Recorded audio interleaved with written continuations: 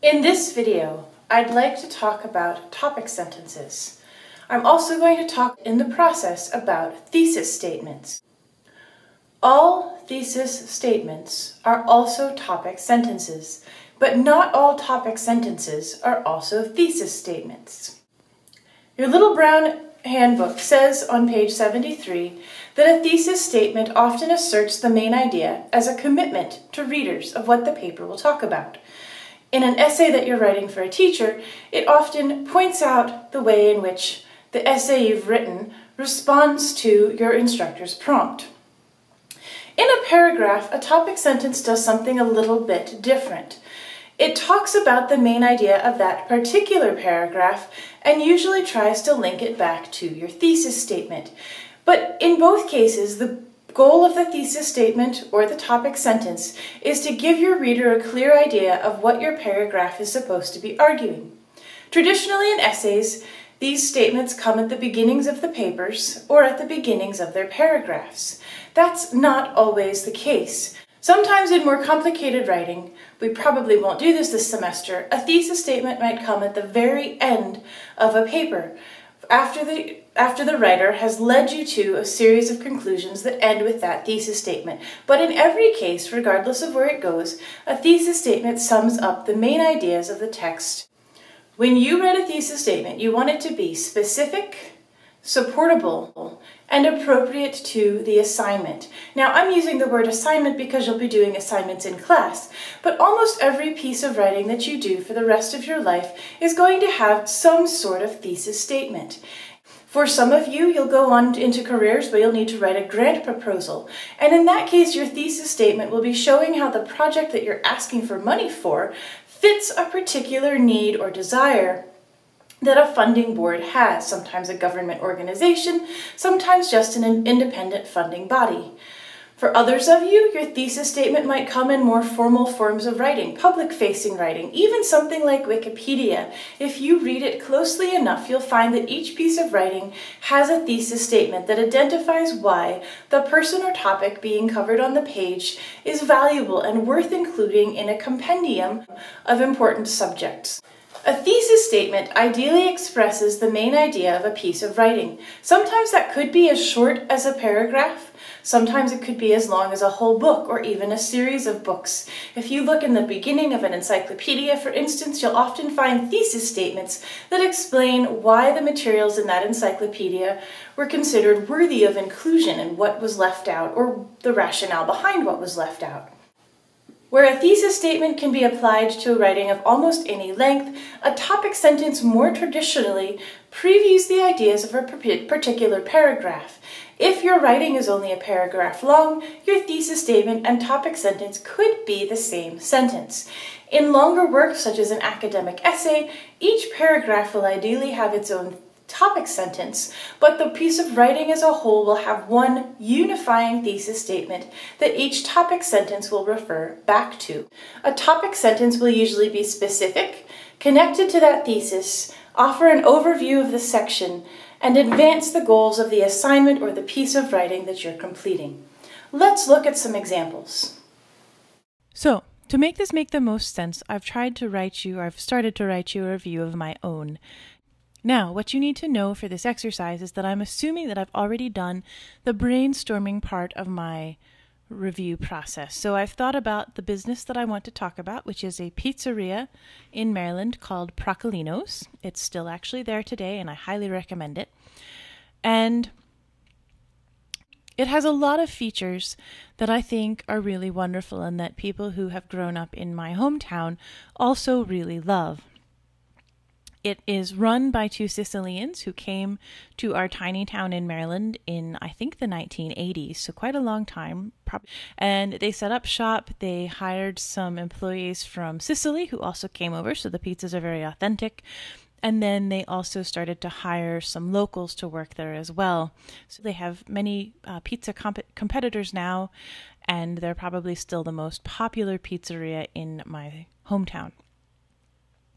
So you can probably tell this would be a positive review.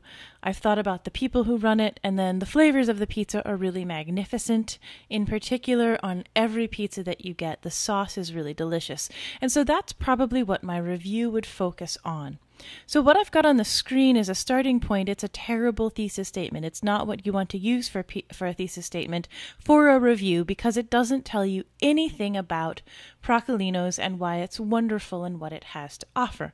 It just says, Procolinos is a restaurant in a small town in Maryland, which isn't really very useful at all. The second thing we might look at, we could say Procolinos is a great restaurant, and this is an okay thesis statement. It at least gives you an opinion, so you know which direction my review is going in. But I'm a big fan of what the little brown handbook calls preview thesis statements, where you learn a little bit about where the review is headed. I might just say Procolinos is a great restaurant because the boys who work there are very handsome. That might not be interesting or useful to you. Or you should eat at Procolinos because it's the only restaurant in town, which isn't actually true. There are some very nice other restaurants in town as well. So this is a statement of opinion, but it's not very specific, and it doesn't give anyone a great idea of what the review is going to be about. I think we can still do better. So the third thing I'm going to try as my thesis statement is Procolinos has well-flavored pizza sauce and an authentic Italian atmosphere. I've picked my two favorite things.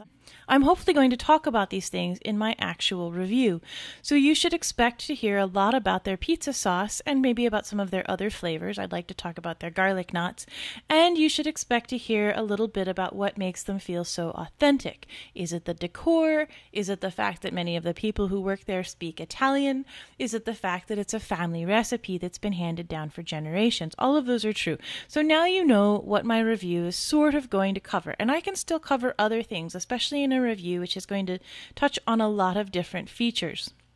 Your thesis statement is going to be driven by the sections that you want to have in your own review.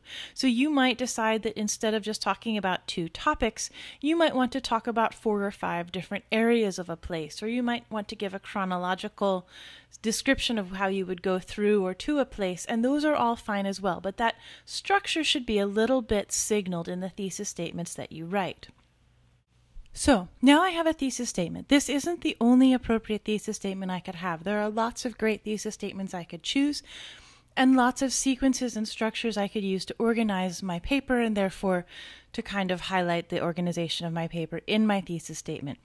But I want to talk too about topic sentences, because the topic sentences, as you'll remember, should be connected back to the thesis and give you an overview of a smaller section. So they're like little mini thesis statements, except that instead of making some new claim, they're going to be connected back to that bigger overarching claim. And that's one way that you keep your paper kind of connected. It should also advance the assignment. So my first topic sentence is probably going to talk about flavor or pizza sauce, and my second one is probably going to talk about Italian atmosphere, or the things that make Procolinos feel like it has an appropriate atmosphere. So, assuming the thesis statement, Procolinos has well-flavored pizza sauce and an authentic Italian atmosphere, do I want to just start my paragraph on flavor with Procolinos pizza sauce tastes great? That's not wrong. In fact, it's okay to start that way. But we could again make this thesis statement much, much stronger by adding some more specifics and using it to advance the argument instead of just reiterating something that you could have gotten from my thesis statement. I want to make this sentence worth your while to read rather than just regurgitating something I've already said earlier on. So instead of Procolinos pizza sauce tastes great, let's try flavors of garlic, pepper, basil, and oregano are prominent in the pizza sauce at Procolinos. Now, I'm still talking about why the pizza sauce is well flavored, but I haven't reused the same words. I have reused pizza sauce, but instead of just saying Procolinos pizza sauce tastes great, which is very similar to Procolinos pizza sauce is well flavored, now I've told you something specific, and I can continue this paragraph by talking about other flavors in other Procolinos products, by adding the second round of flavors that might come, sort of the front of the tongue tastes and the back of the tongue tastes, or I can talk about why these are wonderful flavors to include in pizza sauce. I can even talk about the smells and other scents that come into the air as I smell these and other spices. So there are other directions I can take in this paragraph, but I'm using the topic sentence to further my main idea and to give you a sense of what a paragraph would be about. This is a pretty formal sentence for a review, and if you read Reinhardt's essay Shake Shack Makes a Good Burger, you'll notice that a review can be a little bit more casual than the average academic paper. So while it's again not wrong at all to say flavors of garlic, pepper, basil, and oregano are prominent in the pizza sauce at Procalino's, I've also rewritten this for you so that it sounds a little bit more like your experience going into Procalino's. In the very first bite, there are flavors of garlic, pepper, basil, and oregano in the pizza sauce. And you might even want to say something like, in the very first bite, there are flavors of garlic, pepper, basil, and oregano on my tongue. And that leads you into a more narrative account of what it's like actually to taste a piece of pizza at Procalino's. Then you could move from these flavors in the sauce to the flavors of the cheese, the flavors of the crust, maybe even the flavors of the toppings. So I've used my thesis statement to show you where my review is going, what the main idea is going to be, and how my paper is going to prioritize certain elements of Procalino's. Procalino's is great. You can certainly do this the other way around by talking about the negative qualities of a restaurant or another place that you've been to. And then when I've gotten down to my paragraph level, I've gone back to my thesis statement and I've thought about the ideas and the facts that would enrich the thesis statement I already have. What details do I want to add to build upon it, and where do I want each paragraph to go? My topic sentences are signaling the direction of my paragraphs, and they're giving you as a reader a sense both of how this paragraph fits to the bigger point that I'm trying to make in the essay, and also a sense of what's going to come next as I delve more deeply into description.